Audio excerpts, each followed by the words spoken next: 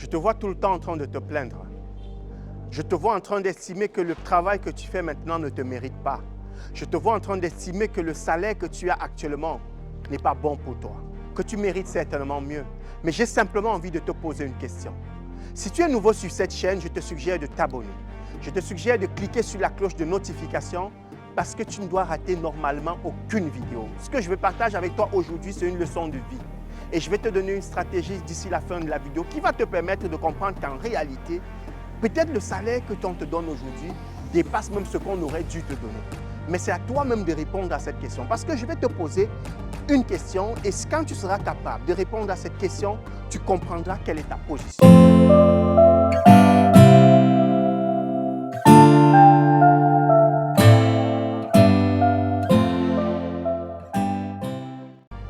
Et pour le faire, je vais partager avec toi une histoire.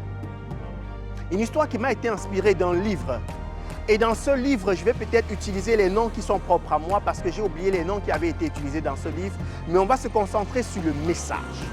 Et dans ce livre, c'est trois personnages. C'est trois personnes qui sont issues de la même famille, qui ont le même parcours académique, qui ont la même formation et dont le parent demande à un de ses amis de les embaucher dans la même entreprise. Et lorsqu'ils arrivent dans la même entreprise, au bout d'une année, on se rend compte qu'il y a un d'entre eux qui gagne désormais un salaire 3 fois celui de l'autre et 2 fois celui d'un autre. Et on lui demande, et le père de se demander, mais qu'est-ce qui se passe? Et ce qui est choquant, c'est que c'est un des enfants qui va voir son père et qui dit à son père, comment ton ami peut nous traiter de la sorte, nous 3 frères, nous ayant le même parcours, nous ayant les mêmes diplômes, nous issus du même ventre, nous sortant de la même maison. On est entré au même moment et aujourd'hui, notre grand frère touche 3 fois plus que nous. On a un d'entre nous qui touche beaucoup d'argent et pourquoi pas nous? Et le papa aussi était surpris. Le papa ne parvenait pas à comprendre. Le papa s'est posé énormément de questions, mais comme c'était son ami, il a décidé de venir le rencontrer. Il a décidé de venir poser quand même la question à son ami. Et voilà la réponse que son ami lui a donnée. Avant d'écouter la réponse, dis-moi donc si tu es Pierre, Jacques ou Paul. Parce qu'effectivement, je pense que ce sont les 3 prénoms si mes souvenirs sont exempts dans l'histoire. Est-ce que tu es Pierre, tu es Jacques ou Paul? Et le papa a donc décidé d'appeler le premier, Pierre. Il a dit, Pierre, viens. Tu me diras, il a dit à son père, tu me diras si c'est justifié pour moi de leur donner des salaires aussi différents. Et lorsque le fils est arrivé, le premier fils est arrivé, le boss lui a dit, s'il te plaît, il y a une cargaison qui est arrivée à l'aéroport nouvellement et je souhaite que tu t'y rendes et que tu nous dises exactement ce qu'il y a dans le compte, dans l'avion, du moins quelle est la cargaison qui est arrivée. Et le gars est sorti du bureau du boss et 5 minutes plus tard, il revient voir le boss, il dit monsieur, ok, j'ai appelé à l'aéroport, on me dit qu'il y avait exactement telle quantité de marchandises dans l'avion, autant pour moi. Et le patron dit ok, soit. Il est sorti, on appelle le deuxième enfant, on lui dit, même problème, il y a une cargaison qui est arrivée à l'aéroport, je souhaite s'il te plaît que tu te rendes à l'aéroport et que tu me ramènes exactement qu'est-ce qui est contenu dans le navire, dans l'avion, pour qu'on voit comment est-ce qu'on va se comporter. Et voilà le jeune qui est sorti, qui va à l'aéroport et qui revient.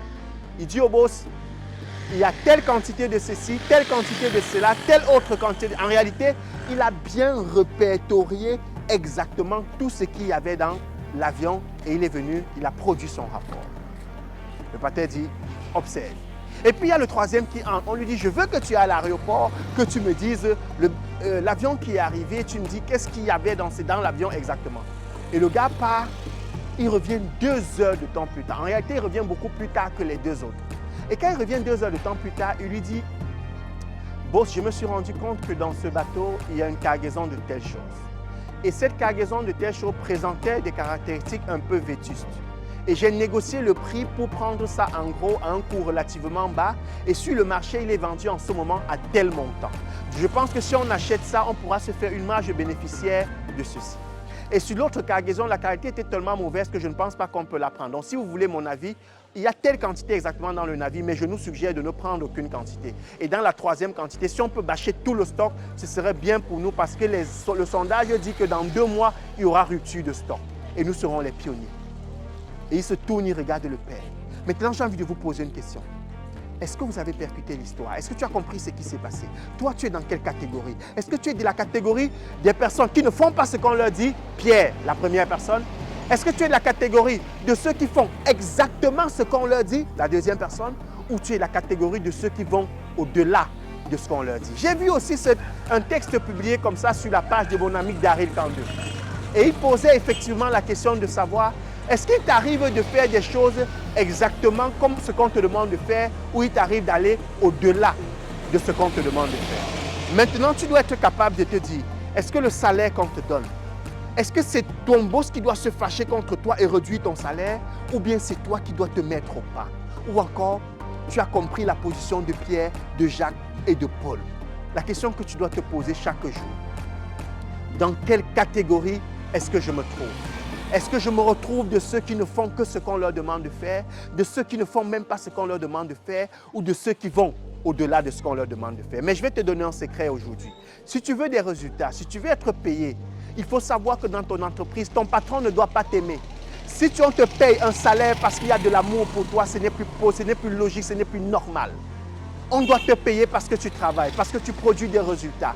Et le moyen pour toi de produire des résultats, c'est d'aller au-delà de ce que te demande ton boss.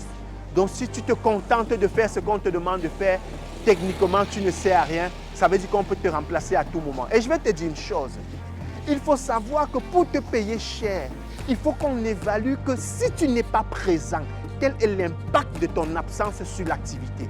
Si tu fais une faute dans le travail, quel est l'impact de cette faute dans ton activité? Si ça ne représente rien, dis-toi que ton salaire sera toujours relativement bas.